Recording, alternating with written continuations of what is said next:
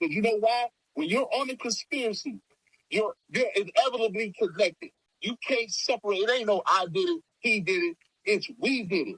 Now, when the guidelines came, that changed a lot. And dudes, like you say, I might be looking at 12. You looking at 3. But guess what? Your plea is going to harm my defense. Because the first thing in my trial, the government's going to say is we already had one person plead guilty in this case. Now, he's absolutely correct about that. I told you that. I say, whenever other people plead, even if they don't tell, it look bad on the dude that's going to trial. He absolutely right about that. Right. That's the only point I'm making. And one more thing. He 100% right about that. When you're in a conspiracy, and you say it's 8 of us, right? The first thing we need to do is we need to file a joint defense motion. That's what most dudes don't know about. Because your lawyer ain't going to tell you. That means that what one do, we all do. If one plea, we all plead. If one go to trial, we all go to trial. There's no separation. But the government will go off with somebody, he like Gunna. Oh, he ain't got no criminal history. He really wasn't involved. He really was an artist. He probably was around. Let's offer him a soft plea. And he played it. But that plea, like you say, inevitably harms. He's not testified, but it still harms this defense. But see, you got to think is that's the biggest part of the case is to intertwine the gang activity along with the RICO. That's the bad part of it. So him saying that.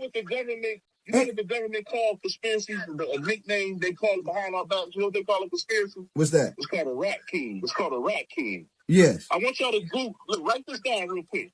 And Google what a rat king is. You know why my case was? He said rat king. Rat king. You know why my case was so different? What it is again? He said rat king. Rat king. It's where rats' tails get stuck together. And they can't move. They stuck like that for the rest of their life. And so now they got to learn to function as a group because their tails are stuck together. Same thing with us. We get stuck in these situations on these conspiracy. I was on a conspiracy with 17 people. I only knew 2. Hey, listen, bro.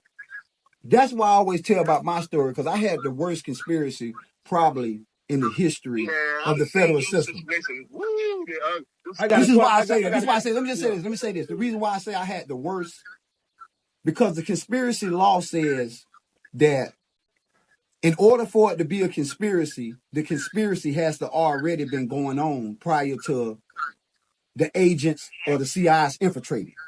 Meaning when they jumped on Big Meech them, they was already doing what they was allegedly doing.